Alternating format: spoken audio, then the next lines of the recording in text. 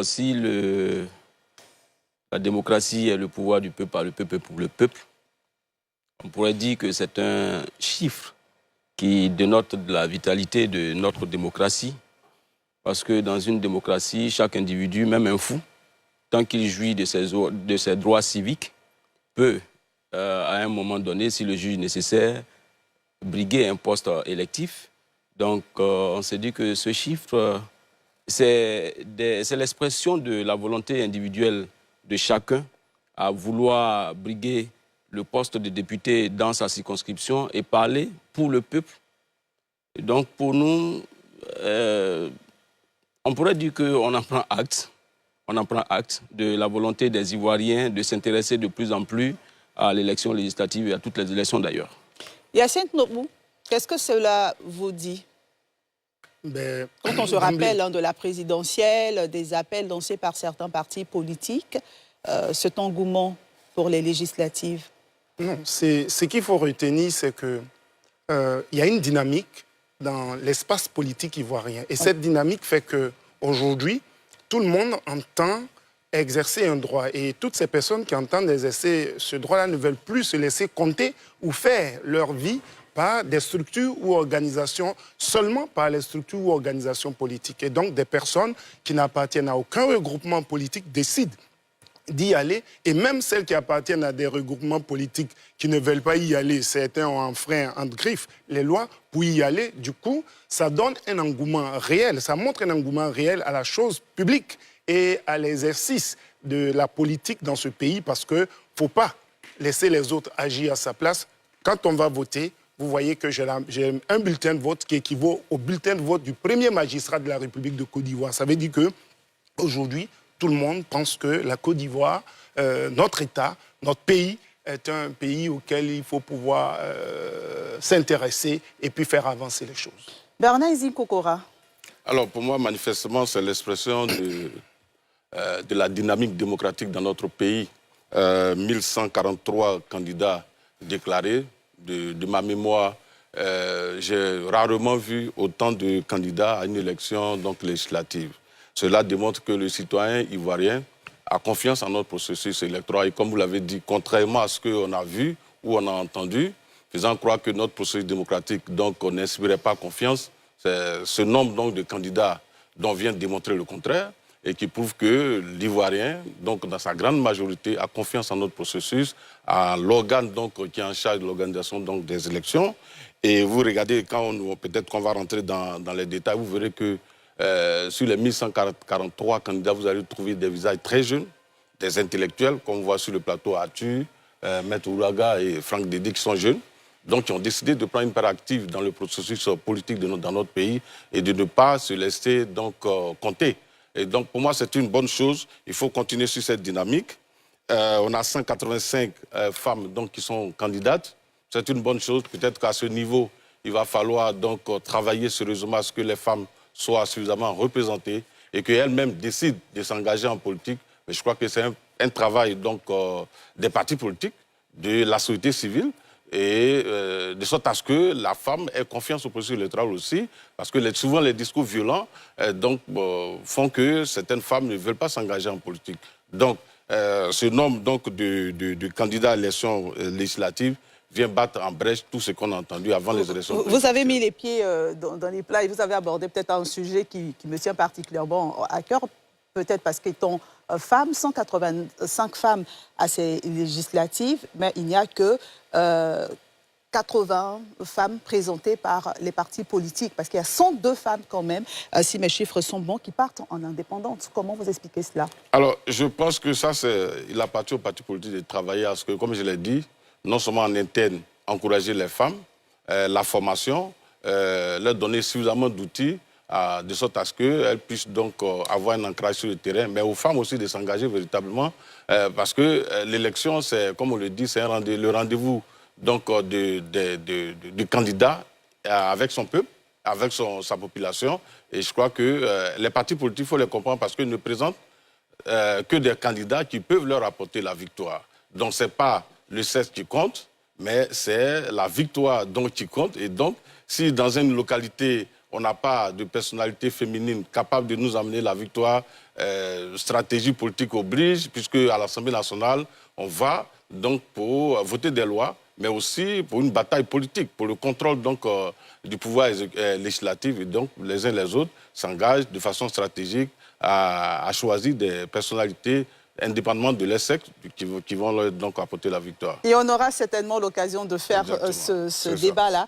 Arthur Banga, déjà en tant que candidat indépendant et ce nombre fort de candidatures enregistrées, pour vous, qu'est-ce que cela veut dire? Et surtout, qu'est-ce qui vous a poussé, vous, à vous présenter à ces législatives?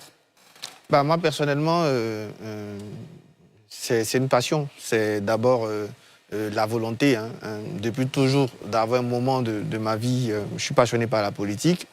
Et puis finalement, en reprenant plus de contact avec mes terres d'origine, les terres d'Aboisseau depuis quelques années, ça m'a donné l'envie de représenter les miens, l'envie de représenter ma circonscription et de porter les voix des populations d'Aboisseau. Donc c'est venu progressivement, d'abord par une passion et puis par le fait que sur le terrain, je constate, finalement, on reviendra sur le rôle du député, que la population, souvent, on se manque de députés là. Et comme à côté, je n'appartiens pas à un appareil politique, il me restait que l'option d'être un indépendant pour porter une vision, pour porter un engagement. Au-delà de ma personne, il y a quand même quelques constats qu'on peut faire sur cette liste. Ouais, d'abord, 1100 candidats, pour parler comme Kokora, ça montre le dynamisme de notre démocratie. Ça montre que contrairement à ce qu'on entendait, les Ivoiriens s'intéressent de plus en plus à la politique. Contrairement à ce qu'on entendait, ils ne souhaitent pas boycotter. Ils souhaitent participer de plus en plus à une vie politique. Ça montre de la responsabilité, de la maturité. Quand on regarde sociologiquement, il y a deux constats. Beaucoup de jeunes, et même quand on élargit la tranche de jeunes jusqu'à jeunes cadres, ce qui peut monter jusqu'à 45 ans, c'est encore frappant. C'est intéressant parce que ça dit que nos jeunes, finalement, sont touchés par toutes ces formations, ces questions de leadership, d'engagement politique. Moi, pendant près de 5 mois, c'était mon engagement de parcourir la Côte d'Ivoire pour revenir sur la citoyenneté, sur le leadership, sur l'engagement politique des jeunes. Et je suis très content qu'il y ait beaucoup de jeunes comme ça. Deuxième truc sociologique, on a dit, c'est la faiblesse des femmes. Pour moi, ça reste très faible. 185 femmes sur 1143. Très faible, en effet. On a à peine 10% des candidats. Ça doit choquer toute la société. Ça doit nous interpeller. On ne peut pas limiter ça aux femmes. Je dis toujours, c'est vrai. Heureusement d'ailleurs qu'on a la loi qui oblige d'avoir un tiers de femmes sur les listes, ce qui fait que les candidatures, là où il y a 3 postes, vous êtes obligés d'avoir une femme, ça a sauvé. Mais au-delà de tout le mécanisme institutionnel qu'on met, il faut qu'on ait une vraie réflexion, comment rendre la politique attractive pour les femmes, attractive pour les femmes. Ça, c'est sur le plan sociologique, ce qui est frappant. Sur le plan purement politique, il y a quelques enseignements aussi à tirer. Lesquels? Le premier enseignement, c'est la suprématie du RHDP. Le RHDP est aujourd'hui le seul parti politique qui est capable de présenter sur les 205 circonscriptions. Ça confirme ce que je dis depuis toujours. C'est non seulement le premier parti de Côte d'Ivoire, c'est le parti le mieux structuré, c'est le parti le mieux représenté. Et moi, je pense que depuis les élections présidentielles, c'est le parti majoritaire. Je pense qu'ils vont le confirmer. Ils vont augmenter le nombre de députés qu'ils ont. Ils ont déjà à peu près un peu plus d'une... 167 députés. Je pense qu'ils feront au moins 180 parce que quand je vois une circo comme Yopougon de 6 députés qu'ils ont perdus, là, dans un duel face au PDCI, le PDCI, même s'ils ont le soutien du FPI autre, je pense que ça, c'est des circonscriptions qu'on récupère. Donc la suprématie du RHDP, sa structuration forte, se ressent dans ces candidats. Deuxième leçon, le management du PDCI, qui est questionné aujourd'hui. Parce que, justement, le PDCI, qui était le parti le plus représenté, le parti unique, devait avoir un nouveau dynamisme avec son nouveau président. Finalement, il n'a que 160 députés. Ça prouve que déjà ce dynamisme promis par Tidiane Thiam et sa direction n'a pas marché pendant 2 ans. Ça consacre ce que nous disons depuis. Le PDCI-RDA s'engage dans une stratégie qui n'est pas claire. Et d'ailleurs, je pense que les candidats PDCI vont payer ça un peu sur le terrain. Puisque les candidats du RHDP et même certains candidats indépendants ont eu le temps de faire campagne. Donc ça sera un retour sur des populations qu'ils ont vues pendant le mois d'octobre. alors que ceux du PDCI étaient occupés à défendre un candidat dont tout le monde savait qu'il ne pouvait pas passer, donc ils n'ont pas participé aux élections. Ça, non seulement ils vont reprendre le terrain, et ensuite, ça ne marche pas dans la stratégie. Dernier point dans le management du PDCI qui est choquant, c'est l'absence. On aurait pu avoir au PDCI cette occasion de rassembler. Tidiane Thiam aurait pu prendre sur lui de rassembler toutes les tendances du PDCI-RDA. Mais qu'est-ce qu'on constate? Maurice Kakou-Gikawe, secrétaire exécutif du PDCI pendant combien d'années? Incarnation de la fidélité à Henri Konan Bédié est banni par le PDCI-RDA. Ça montre qu'on est dans un parti où on veut servir le chef. Donc, qui s'oppose au chef est banni du parti. Quelques secondes pour terminer. C'est dramatique. Après, le troisième point, ça montre aussi la fragilité du PPACI. Parce que le PPACI a décidé officiellement de ne pas participer aux élections. Mais on voit bien que des candidats, et non des moindres, proches de Laurent Gbagbo, proches de la haute direction du parti, qui participent. Et donc, ça consacre ce que nous disons depuis. Au PPACI, au PDC, il y a un mauvais management qui est fait depuis et qui se traduit dans ces listes-là, alors qu'au RAGP, il y a une suprématie, il y a un contrôle qui est fait et qui se traduit aussi dans cette liste. Merci à Tchubanga. Merci à Tchubanga. Maître Serge Ouraga, donc également candidat indépendant. Dites-nous votre analyse de cet engouement pour les législatives. Vitalité démocratique ou inflation tout simplement des candidatures? C'est toujours bon d'avoir un grand nombre de candidats à une élection. Ça offre une large palette de choix à nos électeurs et c'est toujours bon. Maintenant, est-ce que c'est le signe d'une vitalité de notre démocratie?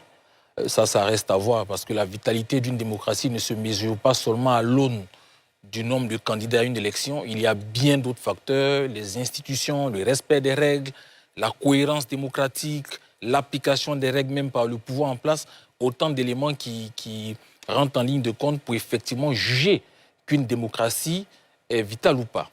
Mais pour nous, participer à cette élection est bien, déjà. C'est une bonne chose. Nous estimons qu'il faut être là où les décisions se prennent. Parce que malheureusement, nous avons manqué le rendez-vous de la présidentielle et le RHDP sera là encore 5 ans. Ça sera 5 ans de souffrance. Donc pour nous, il faut qu'on aille au Parlement pour effectivement constituer ce contrepoids-là au RHDP. Donc c'est justement pour ça que nous avons décidé de nous présenter à cette élection, pour parler au nom de nos populations. Et moi qui viens de Guibérois, je veux parler au nom de nos populations. Il y a beaucoup de choses que nous reprochons à nos députés actuellement, notamment leur absence. Après l'élection, disparaître de notre circonscription, disparaître et qu'on ne voit plus nos députés, c'est un problème pour nous. Et nos populations ont besoin qu'on parle pour elles. Nos populations ont besoin qu'on les représente. Nos populations ont besoin que leur voix soit entendue. Nous voulons également participer, et vous le savez, on reviendra sur le rôle, les missions, les responsabilités du député. Du député, tout à fait. Participer également au développement de notre pays par les décisions, par les lois que nous allons voter. Et avant de continuer ce tour de table rapidement, pourquoi vous n'y allez pas sous la bannière du COJEP? C'est un choix que nous avons fait. Beaucoup de raisons sur lesquelles nous ne reviendrons pas ici. Mais nous sommes candidats indépendants. C'est pour les populations de Guibérois. Ce n'est pas pour un parti politique. Toutes les populations de Guibérois ont leur candidat. C'est M. Serge Ouraga. Et nous voterons parce que nous allons parler pour elles toutes, sans distinction de parti politique. C'est ça un député. Et c'est ce que nous voulons incarner. Je le dis, lorsque je vais défendre mes frères de Guibérois, je ne demande pas qui est PPACI, qui est COJEP, qui est PDCI, qui est RHDP. Ce sont mes frères, ce sont nos populations et nous nous engageons aux côtés de nos populations. Nous nous engageons pour défendre nos populations, nous nous engageons pour parler au nom de nos populations sans distinction de parti politique. Donc la casquette pour nous n'est pas un problème. Est-ce que nous allons porter effectivement la voix de nos populations de Guibérois? C'est ce pourquoi nous sommes présentés. C'est ce que nous allons faire. Très bien. Franck Dédy. Déjà, il y a eu ces 1162 candidatures en réalité, dont 19 n'ont pas été acceptées. C'est ce qu'on a dit. Voilà, donc ce qui nous donne 1143 candidatures retenues. Pour moi, c'est une bonne chose. Soyez rassurés, on l'a dit en début d'émission. Très bien. Pour moi, c'est une bonne chose. C'est une bonne chose dans la mesure où, aujourd'hui, en tout cas personnellement, je perçois un sentiment qui monte de plus en plus chez la population, qui se dit qu'on a longtemps sous-traité notre avenir à des partis politiques et à leurs leaders. Et il est peut-être temps de prendre le taureau par les cornes, de prendre notre destin en main et de s'affirmer et de s'afficher. C'est un sentiment que je note. Moi, j'étais à la CEI sur les 3-4 derniers jours des dépôts de candidatures. Quand je discutais un peu avec les gens, c'est un peu ça aussi qui revenait. Donc, ça confirmait bien le sentiment que j'avais. Après, comme Maître Serge l'a dit, hein, pour moi, une pléthore de candidatures, ça ne veut pas forcément dire vitalité démocratique ou tout ce qu'on a entendu. Je pense qu'il y en a des indicateurs qui mesurent ça sur la qualité des institutions, ce genre de choses. Mais bon, je ne pense pas que ce soit ça l'objet du débat. L'autre chose que moi, je veux dire, c'est... peut-être vous me permettrez de faire cette adresse-là, peut-être au président de la CEI, parce que lorsqu'on avait fait la réunion à l'Atri Event, il y avait un des aspirants candidats qui avait posé la question par rapport au bureau de vote qui avait été fermé pendant les présidentielles. Le président de la CEI avait dit que si les conditions étaient permises, ces bureaux-là allaient rouvrir. Cependant, lors de l'annonce de la liste des candidatures, et je pense que sur votre plateau même ici, il a présenté cela en disant que ces bureaux-là allaient continuer à être fermés et que c'était un peu comme une sanction par rapport à ce que des actes subversifs avaient été faits. Pour ma part, je pense que c'est un peu dangereux de le dire de cette façon et de le faire parce que rien ne le justifie et on est en train de pénaliser en fait des populations qui veulent voter. Parce que quand on ferme des bureaux de vote, quand on regroupe des bureaux de vote loin de ces populations, parfois ça décourage la participation de ces populations-là. Donc si c'est possible, comme c'est sur votre plateau qu'il a dit, moi je voudrais lui faire cette adresse-là pour qu'il reconsidère sa décision afin d'ouvrir les bureaux de vote. Les gens veulent voter et ils voteront. Après, bon, si je dois répondre à la question que vous avez posée aussi aux autres candidats, pourquoi est-ce que moi j'ai décidé de me présenter? C'est un peu dans la continuité de mon engagement public ces 5 dernières années. Voilà, pour moi, il est important aujourd'hui de remettre l'humain, de remettre la population au centre du débat, au centre du village, comme on dit.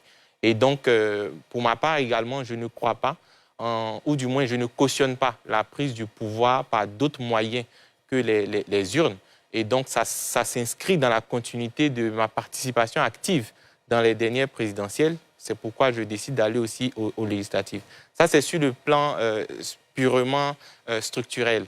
L'autre chose, c'est mon engagement particulier à Gagnoa, c'est que déjà, je suis natif de la ville. Okay. Ensuite, il y a ce fort sentiment-là chez les populations. Je pense qu'avec Maître, on s'est retrouvé même sur le terrain ces dernières semaines. Il y a ce fort sentiment chez la population qui considère qu'on ne voit que les députés pendant les joutes électorales. Sur le dernier quinquennat, et même si on veut aller plus loin, le député de Gagnoa n'a jamais réuni les populations pour leur dire voilà les lois qu'on est en train de voter à l'Assemblée nationale, voilà leur impact sur vous. Et allez-y, terminez rapidement. Non, juste dire, on va en parler en deuxième partie. Il n'a jamais réuni les populations donc pour discuter de ça. Donc, il y a ce fort sentiment-là. Les parents ont appelé, les jeunes, les associations de jeunes. Ah, on voit ce que tu fais à la télé, on voit ce que tu fais, on a vu ce que tu as fait pendant 5 ans ici. Peut-être qu'il est temps que tu nous représentes. Donc, c'est fort de tout cela et avec le contact rapproché avec les populations que j'ai décidé d'y aller afin de représenter valablement les populations, de leur rendre compte de ce qui est fait en leur nom afin que leur voix puisse être portée. Parce qu'aujourd'hui, Gagnoa n'est grand que de nom et il est important de replacer sur l'échiquier ivoirien le nom de Gagnoa comme il faut. Et on aura l'occasion de parler en deuxième partie, en long et en large, du rôle du député. Ben Amonko nous appelle de Yakassia à Tobrou. J'espère qu'il est toujours en ligne. Bonsoir. Bonsoir, Evelyne. Alors, vous vous réjouissez du nombre de candidatures à ces législatives. Pour vous, c'est une très bonne chose. Exactement. Je suis entièrement d'accord avec les candidats qui vont en indépendant parce que cela prouve qu'il y a vraiment la démocratie en Côte d'Ivoire. Et puis, si un candidat issu d'un parti politique n'a pas été choisi par son parti et qui décide d'aller en indépendant, c'est que quelque part, il y a l'injustice. Parce que pour choisir un candidat au niveau des partis, il faut passer par les primaires. Et les gens ne le font pas. Et si le monsieur sait que dans sa localité, il est connu, et il décide d'aller en indépendant. Et puis, un candidat qui sort d'un parti, ou bien on dit, le chef de parti dit au candidat de ne pas aller aux élections comme le PPACI, mais le parti risque de disparaître. Le parti risque de disparaître. Si vous n'êtes pas allé aux élections présidentielles, vous n'allez pas aux élections législatives, mais le parti va disparaître. Et puis, les candidats qui vont en indépendant, ils ont leur raison. Parce que dans une localité, dans une circonscription où il y a au moins 13 villages ou bien 15 villages, le candidat prépare déjà ses élections avant la période. Le monsieur dépense. Parce que quand il y a un décès dans un village, les candidats, ils participent, ils contribuent aux dépenses. Mais aujourd'hui, il veut aller, il veut candidater et on lui dit de ne pas aller. Je prends par exemple le cas des candidats PPACI. Mais je dis que tous les candidats qui vont en indépendance, je les soutiens et je suis d'accord avec eux. Et je leur propose, par exemple, je leur dis de choisir, par exemple, ils n'ont qu'à aller en prenant le RIN, c'est-à-dire Rassemblement des Ivoiriens nouveaux. D'accord, vous le proposez. Donc, oui. OK, vous le proposez une appellation précise. Hein? D'accord. Oui. Merci beaucoup, Je monsieur. Monsieur Atu Banga, qui est vraiment un candidat indépendant qui peut gagner dans sa localité. Merci. Okay. Merci. Et bonne édition. Merci pour votre appel, Atu Banga. Vous avez un soutien dans votre localité. Je ne sais pas s'il votera dans votre localité. Mais monsieur, avec cet appel et ce qui a été entendu sur ce plateau, il y a une véritable préoccupation quant aux partis politiques qui n'y vont pas. Je pense notamment au PPACI, avec cette annonce-là qu'on a vue, des révocations de certains candidats indépendants. J'aimerais que vous puissiez vous prononcer rapidement sur cette situation. Professeur Ndobou, je commence par vous. Oui, l'analyse que je voudrais faire, c'est que un parti politique est une structure, est une organisation, et quand on prend structure ou organisation comme concept, on va à des normes, à des principes qu'il faut respecter. Il y a des règles, il y a un protocole. Ça veut dire que lorsque vous n'êtes pas membre fondateur et que vous y venez, ça veut dire qu'on vous montre comment le parti fonctionne, les règles qui sont à l'intérieur. Est-ce que vous êtes d'accord avec ces règles? Oui, vous validez et puis vous vous y mettez. Comme dans un État, vous devez respecter ces règles-là. Lorsque vous avez signé ce protocole, vous devez le respecter. Pour moi, les sanctions prises par le PPACI sont à saluer. Dans le principe de ce que si on ne respecte pas les normes à l'intérieur d'un parti ou d'une structure organisée comme cela se présente, mais le parti va voler en éclats. Quand bien même je ne sois pas d'accord avec, j'allais dire, le boycott, le principe n'est pas aller aux élections, mais il faut respecter les règles à l'intérieur. Vous êtes d'accord avec la révocation, les sanctions? Tout à fait. Qu'est-ce que je voudrais dire? À l'intérieur, lorsque vous allez à une convention ou à un congrès, un organe décisionnel qui dit on ne doit pas aller à ces élections. Quand vous sortez de cet organe, de cette rencontre, vous dites « je démissionne du parti, je ne suis plus membre du parti pour telle raison ». Et puis vous venez vous présenter en indépendant. À partir de cet instant-là, vous respectez des normes. Mais vous y êtes. Quand on dit je reste militant, je demeure militant de base, mais je m'excuse de l'expression, c'est pas méchant, mais c'est rigolo. Parce que le président... c'est un peu méchant. Non, j'ai dit, je m'excuse, mais le président du parti n'a aucune compétence à révoquer un ancien responsable. Il reste toujours militant. C'est-à-dire, c'est le congrès, il y a un organe qui démet la personne. Donc, quand il dit « je demeure responsable de base », mais le président ne peut même pas le démettre. Encore moins, le président ne peut pas du tout. Mais c'est une manière de dire « je reste à la disposition du parti ». Et il oui, le dit. Mais rester à la disposition du parti, quand vous avez un frein aux lois du parti, vous attendez tranquillement, mais le dit, pour moi, vous êtes encore dans le parti, vous avez été sanctionné, on peut vous laisser comme vous radier, mais le président n'a aucune compétence à radier quelqu'un d'un parti. C'est un congrès qui le fait. Du coup, en disant je reste à la disposition du parti où je suis militant de base, mais c'est ce qui te revient de droit et c'est normal. D'accord. Léa Ferdinand. Alors, je voulais déjà revenir sur des thèmes que j'ai entendus. Je crois que c'est Kokra qui l'a dit. On avait dit que 1100 et quelques candidats... 1143 candidats retenus. C'est la preuve de la dynamique de notre démocratie. Bien sûr. Mais ce n'est pas la preuve de la confiance qu'on place au processus. De mon point de vue d'opposant, je pourrais même dire que ce nombre pléthorique qu'il n'a jamais vu, d'ailleurs, est l'expression de vouloir changer les choses, puisque vous avez été témoin ici depuis la période avant les élections présidentielles. Tous les partis d'opposition ont réclamé des changements de cette CEI qui existe, parce que pour eux, il y avait des insuffisances qu'il fallait corriger. Il y avait des insuffisances au niveau de découpage législatif, donc des circonscriptions pour lesquelles aujourd'hui tout le monde est en train de concourir. Mais les Ivoiriens ont pris conscience de ce que tout ce qui pourrait concourir au changement se passe à l'Assemblée nationale. Et donc, il faut y aller pour prendre la décision qui vaille afin que les choses changent.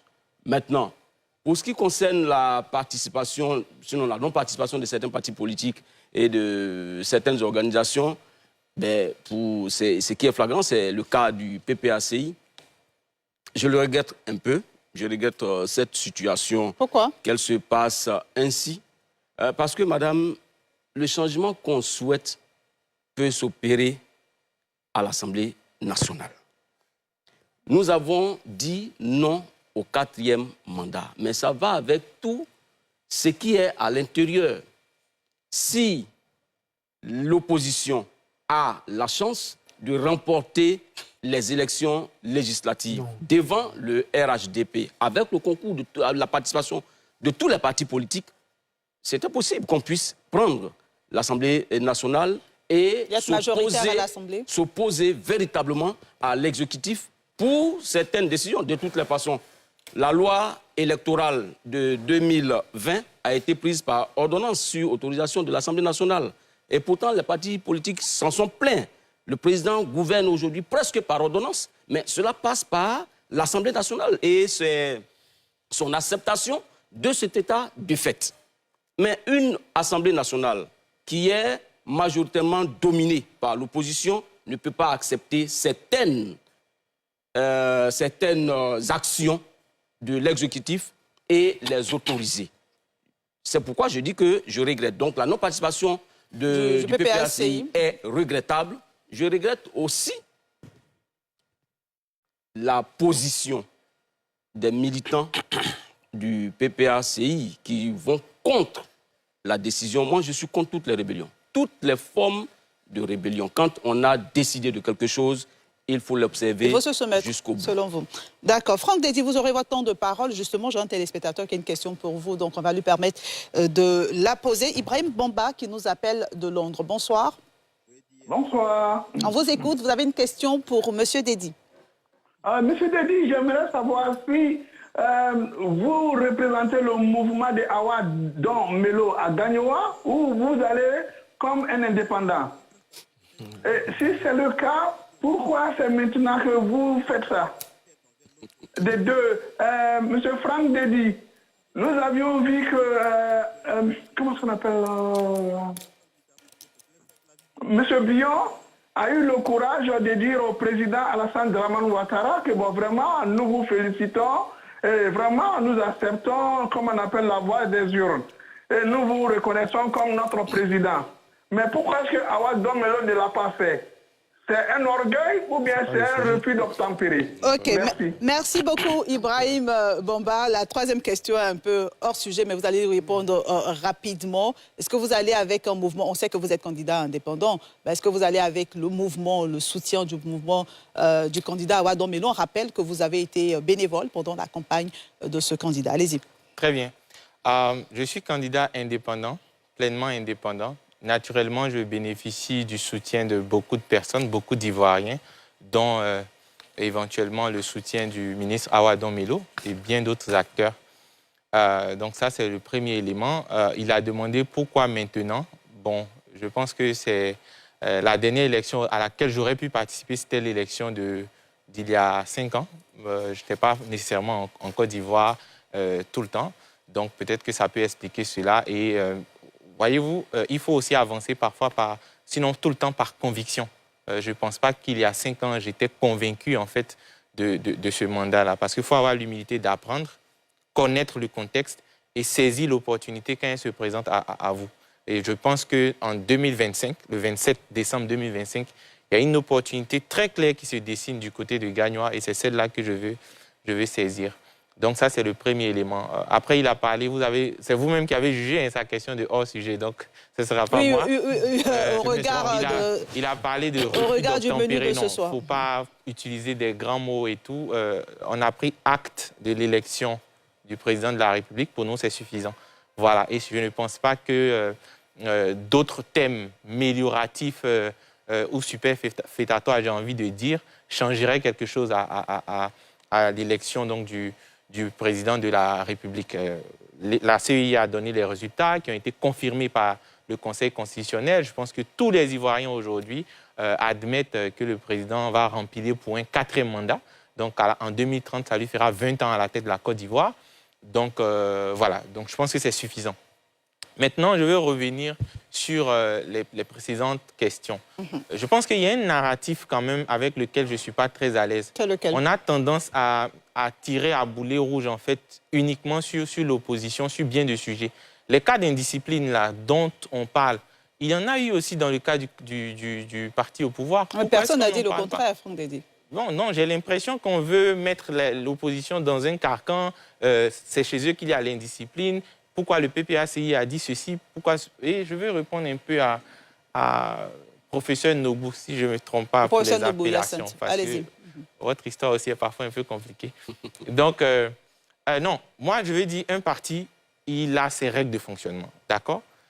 Vous et moi, on ne sait pas dire quelle a été la teneur des discussions qui ont précédé la décision du comité central du PPACI. Est-ce que c'était une décision collective? Est-ce que c'était une décision individuelle? Tout ce qui va avec. Parce qu'il y a pas mal de gens qui y étaient, qui disent que ça n'a pas été fait de façon consensuelle, ainsi de suite. Donc, on n'est pas en mesure de juger qu'est-ce qui s'est passé là-bas. Ça, c'est le premier élément.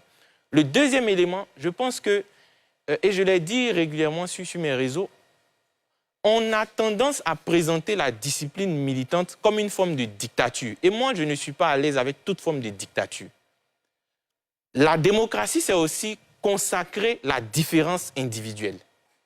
Donc oui, le parti peut avoir pris une décision avec laquelle moi, en tant que militant, je peux ne pas être d'accord.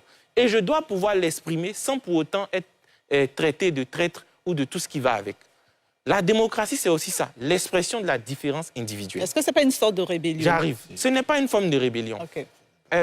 Evelyne, nous pouvons être ensemble sur ce plateau et nous pouvons avoir décidé quelque chose à la majorité. D'accord. Est-ce pour autant dire que si je ne suis pas d'accord avec cette majorité, je suis en rébellion vis-à-vis de tout le plateau? Je ne pense pas. Donc je pense qu'on va trop vite à affubler des thèmes aux gens et tout ce qui va avec. Le comité central, sinon le parti a fait cette décision, il y a certains qui ont estimé que par rapport à l'appel des populations, ils ont le droit de se présenter. Je pense qu'on peut s'arrêter là. Voilà. Et l'autre chose que je veux dire, pour revenir au cas d'indiscipline, il y en a un peu partout, même chez nous à Gagnoa. On a Mireille Djedje au cas du RHDP, à qui il avait été, selon ses dits, promis qu'elle allait aller aux élections. Finalement, elle n'y va pas. Elle a fait une vidéo pour décrier cela. Bon, j'espère qu'elle va me soutenir. En tout cas, on va solliciter son soutien. Donc, ce que je veux dire, c'est qu'il faut laisser les gens se présenter. Il faut laisser les gens exprimer leur volonté de représenter le peuple sans pour autant leur attribuer des qualificatifs. Et ce qui concerne le PPACI ne concerne que le PPACI seul. Le PPACI a pris ses décisions.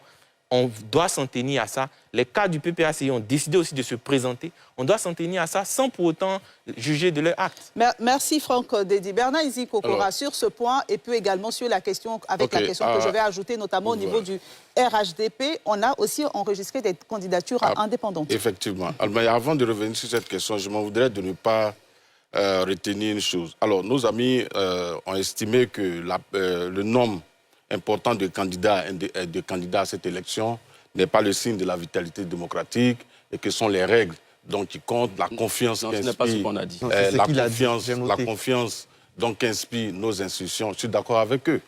Mais je pense qu'une élection, ça demande une mobilisation donc, de ressources matérielles, financières, mobilisation d'énergie physique et intellectuelle. Alors, est-ce que quelqu'un qui est normal va mobiliser autant de ressources pour s'engager dans un processus qui n'inspire pas confiance, où les règles ne seraient pas respectées? Mais ça n'a pas de cohérence. Moi, je pense que en politique, on a besoin d'un minimum de cohérence. Je ne pense pas, pour ma part, pouvoir m'engager dans un jeu où je suis convaincu que les règles ne seraient pas respectées. Et que c'est un jeu dans lequel rien n'est transparent. Donc si vous voyez des gens intellectuels que vous êtes et d'autres s'engagent à dire oui, je vais à cette élection et je peux la gagner, ça veut dire qu'à la base, ils ont confiance au processus. Ils ont confiance aux règles. Non, j'en arrive. Vous aurez l'occasion, messieurs. Je pense que les gens sont suffisamment intelligents pour savoir que décider d'aller à une élection, le premier objectif, c'est de la gagner. La gagner, ça veut dire qu'il y a des règles qui sont transparentes. Il y a les institutions donc, qui sont indépendantes et donc vous avez confiance que vous allez gagner. Mais si à la base, vous savez que tout est flou, mais vous ne vous engagez pas. C'est tout à fait normal. Donc il faut qu'on soit cohérent. Donc le nombre de candidats assez important démontre que le processus inspire confiance et le processus donc rassure les acteurs. Voilà pourquoi ils sont prêts à dépenser leur argent, leur énergie pour y aller. Et ça, il faut le noter.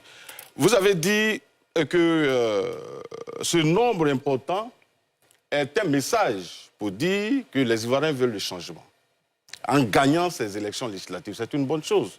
Mais c'est le même changement qui pouvait avoir lieu lors des élections présidentielles. Parce que c'est le même mécanisme. C'est le même organe, commission électorale indépendante qui va organiser, c'est la même liste électorale, c'est le même conseil constitutionnel, donc il va valider tout à la fin.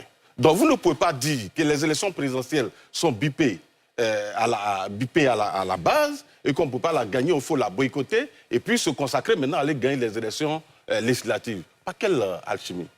Ça n'a pas de sens. Donc il faut un minimum de cohérence. Vous aurez pu engager ce changement en octobre 2025 si vous pensez que c'est possible. Donc il ne faut pas boycotter les élections présidentielles et venir dire aux Ivoiriens que oui, c'est possible que nous gagnions dans les élections législatives, avoir la majorité à l'Assemblée nationale, à l'effet donc de pouvoir changer les choses. D'ailleurs, la difficulté que vous aurez, c'est comment vous allez convaincre vos militants que ce processus-là est normal, alors que vous avez passé votre temps à dire la commission électorale indépendante est une section du RHDP, la liste électorale donc, est truffée d'erreurs, d'irrégularités, de près de 6 millions d'irrégularités, et votre slogan lors des élections, c'était de dire que même si à cette élection, Jésus est candidat et que Mahomet est son directeur de campagne, le RHDP gagne. D'accord. Monsieur, moi, je vais vous proposer de rester sur le thème de ce soir. Notez vos points, vous aurez la parole. Laissez-le terminer. Notez vos points. Donc, vraiment, il faut un moment de cohérence et je crois que vous êtes en train de perdre tout le monde. Ça, on vous a Alors, l'autre chose...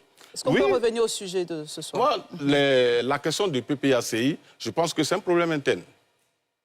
Vraiment, je n'ai pas à m'y mixer dans les problèmes d'un parti politique. Je note tout simplement que ce parti doit pouvoir tirer les conséquences de son acte. Parce que les partis politiques sont financés sur la base de ce qu'ils ont des députés à l'Assemblée nationale. Maintenant, quand vous participez aux élections, comment on finance votre parti politique, vos activités? L'autre chose, voilà un parti politique qui, depuis très longtemps, surtout l'opposition en général, a estimé que le RHDP et le gouvernement n'étaient pas ouverts au dialogue. Mais quel est le système donc, de dialogue, le mécanisme de dialogue mis en place au niveau du PPACI? C'est-à-dire, dès qu'un militant prend une position contraire, la seule chose qui arrive, c'est la sanction. Mais où est le dialogue?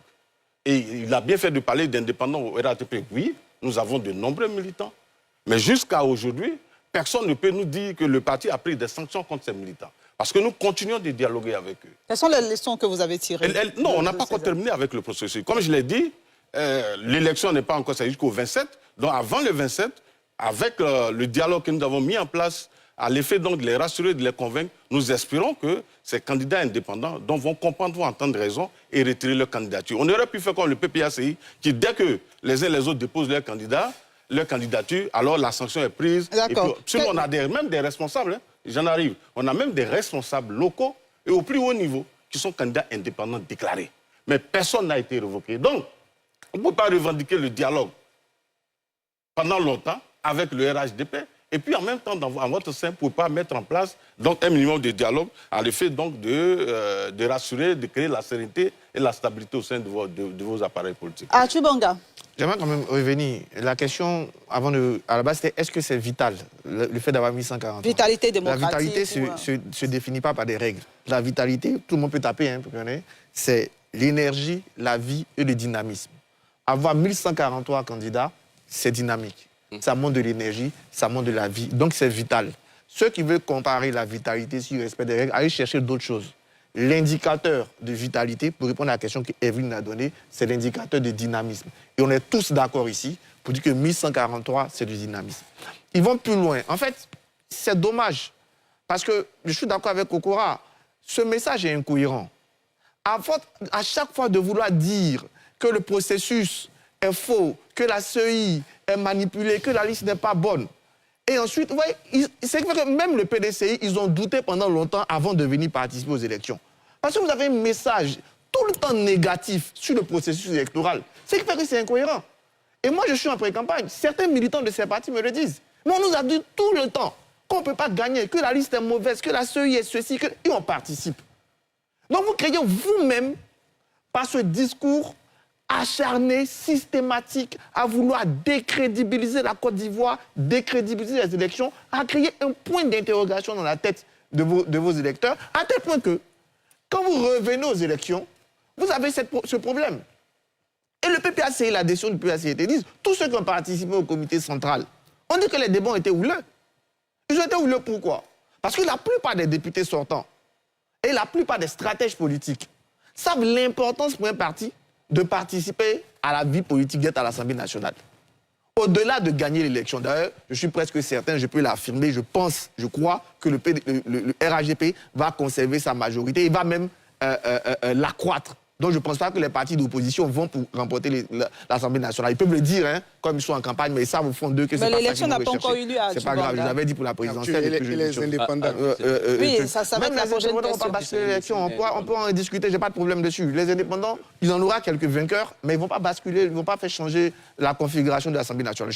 Je peux te dire aujourd'hui, l'Assemblée nationale qu'on aura le 28 décembre, elle sera majorité RHDP, et plus forte qu'aujourd'hui.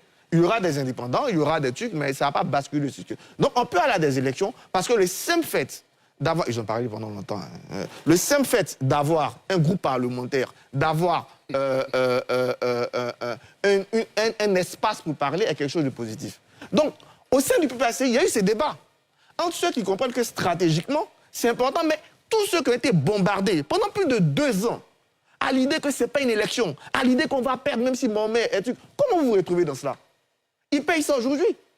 Maintenant, sur l'attitude, non, quand on est dans un parti politique, on doit respecter ce que le parti politique dit. C'est pour ça que je m'engage dans un parti politique. C'est pour ça que moi, pour moi, ceux qui sont des partis politiques et qui sont indépendants ne sont pas des indépendants. En réalité, c'est des dissidents. Il faut les appeler comme tels. Parce qu'ils ne respectent pas ce que le parti politique dit. En ce moment, soit, et je suis d'accord avec le professeur, tu assumes pleinement de dire, OK, je suis militant de ce parti politique, il a pris telle décision, la logique c'est que je démissionne de ce parti. Et je ne respecte pas sa décision. Mais quand on est dans un parti politique et qu'on rame à courant contraire, c'est pas normal. Ça peut se comprendre, hein? Moi je le comprends totalement, mais c'est pas normal. Il faut le dire, c'est pas normal. Et s'il décide donc de ne pas respecter ce que le parti politique dit, il faut l'assumer. Dernier point sur lequel je voulais revenir, sur ce que j'appelle l'illusion ou le rêve des primaires. Les primaires, c'est l'idéal. Mais ce n'est pas toujours la meilleure solution. Il suffit de regarder, même aux États-Unis, qui est le pays par excellence des primaires, chaque parti politique veut vite sortir des primaires. Attention que maintenant, on organise des super Tuesday, les méga super Tuesday pour vite en sortir. Si dans un parti politique, on a des mécanismes qui peuvent apporter au consensus, tant mieux. Les primaires ne sont pas l'absolu, surtout pour un parti politique. Parce qu'on peut avoir des batailles tellement rudes dans des primaires qu'au sortir de ces primaires-là, le parti politique s'affaiblit plus qu'il gagne. Il suffit de regarder. Faites-nous savoir ce que vous en pensez. en laissant un commentaire.